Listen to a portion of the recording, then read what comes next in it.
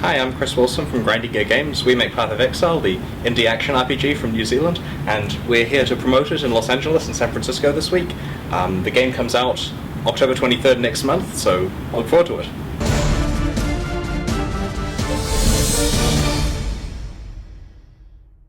So I'll start by showing you some basic introduction to Path of Exile. This is mostly aimed at new players. Path of Exile is an action RPG, very similar to games like Diablo or Titan Quest, Dungeon Siege, Torchlight. And as an example, here I'm playing a witch character and running around, and this particular witch has the Fireball skill. As you can see, it's a skill gem called Fireball, and I put it in my boots so that I can use it. It could go in any item slot, of course. And when I encounter some monsters, this content, by the way, is new for the release of the game. As I fire the Fireball at the monsters, it kills them. So by itself, Fireball isn't doing a particularly good job. So I'm going to augment it by using lesser multiple projectiles. So I put this in the socket near Fireball, and now when I attack, it fires 3 fireballs at once. This, of course, is quite a lot more powerful and lets me deal with a group of monsters much more easily.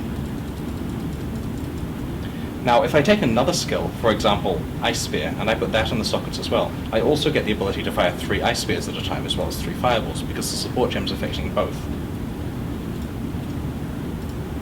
We also have support gems that change substantially how a skill behaves. So in this case, I put Fireball on my Totem skill, which means I can cast a Totem that casts Fireballs. And this kind of stuff is integral to the player customization of Path of Exile. People can combine their skills in really weird and wacky ways to make builds that they like. What's your favorite way to do that? Well, an example here that I really like using is once I've shown Fireball and I've shown Totem with multiple projectiles separately, is to cast Fireball with multiple projectiles on a Totem. So now the Totem's using all 3 Fireballs together. And people are often surprised. Awesome. Like, for example, there's a skill called Lightning Warp, which causes you to teleport to another location. If you put it on a Totem, now the Totem is teleporting around, damaging enemies. So in this case, my Totem is casting triple Fireballs. So I'll log in and show you a new character class. The character class that we're introducing with the release content is called the Scion, and she's the 7th character class. So here's a close-up of her. In this case, she's wearing a wolf helmet, so I'll just take it off for a second. Basically, she's the daughter of corrupt nobles, and she's been exiled to Ryclast along with all the other characters because she killed her husband that she didn't want to be married to. And there's a bit of backstory behind her that you'll find out, but basically she's been exiled. And she's actually Path of Exile's prestige class, and that means 2 things in this case. The first thing is that it means that you don't actually get the ability to play with her immediately when you start playing. You have to actually finish the game first. She's locked up in a cage somewhere, so to unlock the class, you literally have to unlock the class. Once you've rescued her, you have the ability to play with her. And we gated away like this, away from new players, because she's actually quite complicated to play. This is the passive skill tree that many of the viewers may be familiar with. It's got 1350 nodes, and most of the character classes have a relatively dedicated area. For example, this is where the witch starts here, and this whole area above her is for spellcasting and minion raising and so on. Has the skill tree gotten bigger? I don't think it's changed in size in the last year or so, but we've certainly revamped it. For example, because the Scion starts in the center of the tree, this whole area has been changed so that it's appropriate for her. Now, the interesting thing is, if you have, say, a Marauder starting over here, he has lots of access to the melee nodes, but he has no real access to the other side of the tree particularly easily. The Scion starts in the middle, which means that she has the ability to get combos very easily. For example, this skill at the top of the tree here, Eldritch Battery, is a really cool combo with Mana Shield down here. Together, they're a very good defensive pair. The problem is, if you have Mana Shield because you're playing this class, it's really difficult to go all the way up the tree, along the side. It takes like 50 levels to get to the top to get the Eldritch Battery skill that you need. But if you're playing the Scion, you can just jump straight up there, not that many skill points, and jump straight down here. So the class is kind of a blessing and a curse. On one hand, it's difficult to specialize in any particular thing really deeply, but on the other, it's very versatile at getting a variety of different combos. So we've kind of designed the skills that she's using around this as well. As an example, this is the Spectral Throw skill, which has been designed specifically for the Scion. This skill projects a ghostly version of your weapon after throwing it, and it's interesting because while it counts as a weapon in terms of doing your weapon damage, it's also a projectile, so it benefits from the multiple projectiles example I gave before. Interesting. So this is a case where you have the ability to build your character to be relatively versatile, specializing in both weapons and in projectiles, and to gain benefit from both. Now, you mentioned that she's literally locked up in a cage. For the players who have already gone through the original storyline once before, and are already in like the second or third run through, how much farther back will they have to go to try and unlock her? So the cage is present in some of the new content, and they'll definitely be running through that on their existing characters or playing on a new character, so it'll be pretty easy to find her, I expect. The Scion also, in this case, we've set up to demonstrate a new combination of skill gems that are available. So a lot of Path of Exile's complexity and depth comes from interesting support gems. For example, the multiple projectiles I mentioned earlier. Excuse me, I'm just a bit lost in the garden here. There we go. It's a bit of a maze. Even the devs get lost in their own game, huh? Yes, indeed.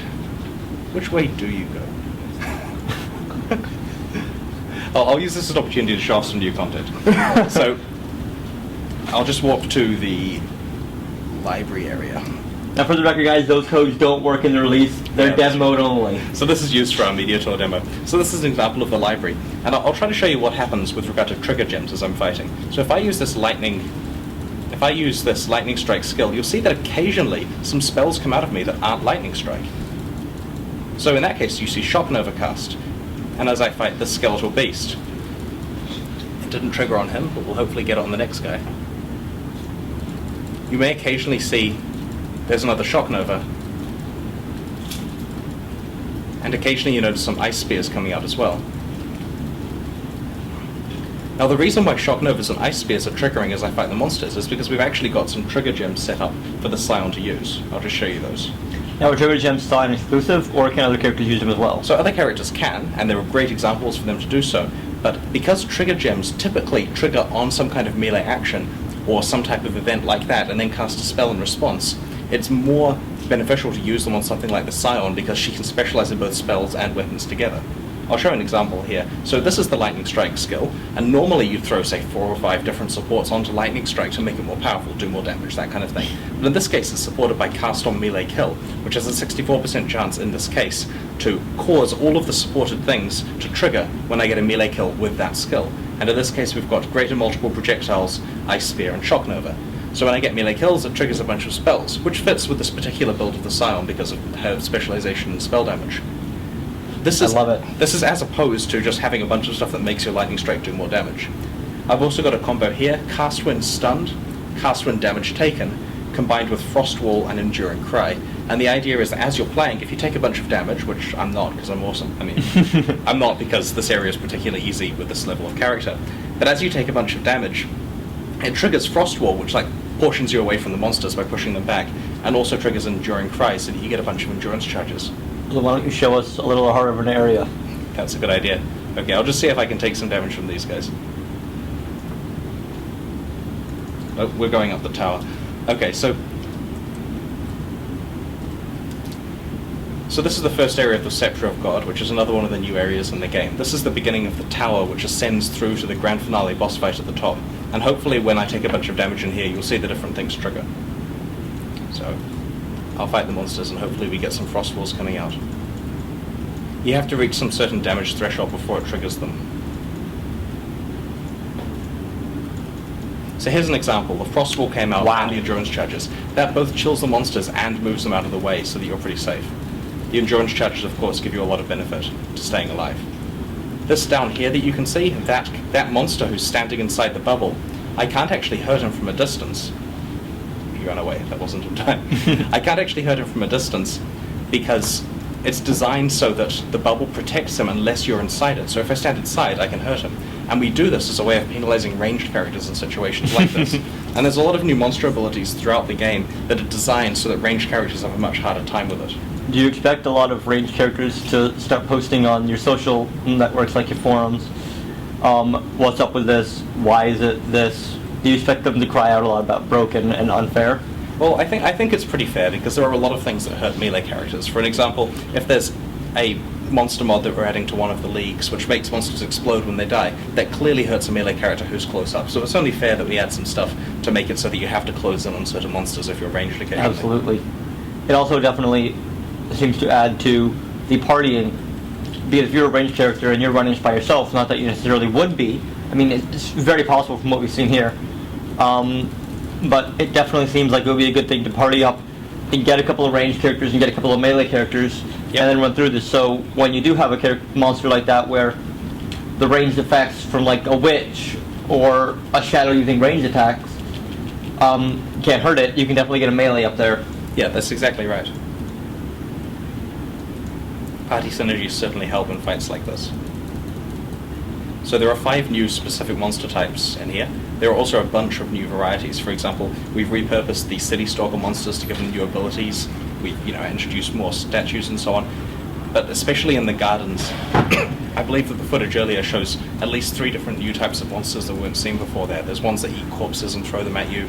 There's ones that burst out of the ground and surprise you. Wow. Now going back real quick to the party synergy, that actually brings up a question that some of your fans asked on social media, so I read it. Let me see if I can find the actual question. It was about marauders, or mercenaries joining up with the player in single player. There's so many questions here, it's going to take me a moment to find it.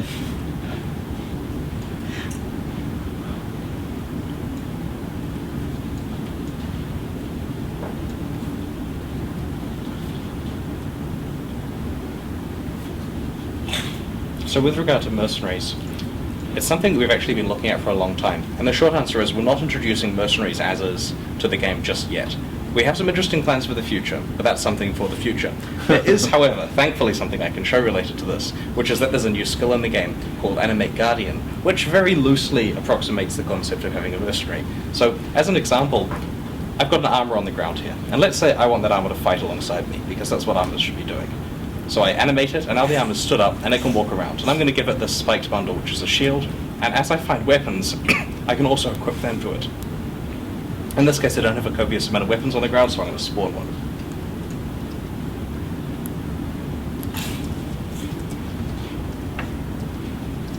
So I drop the item on the ground, I cast Animate Guardian on it, and now my Guardian has that weapon. And as you can see, it's smacking away at the statue. It doesn't have a head yet, we'll have to give it a helmet.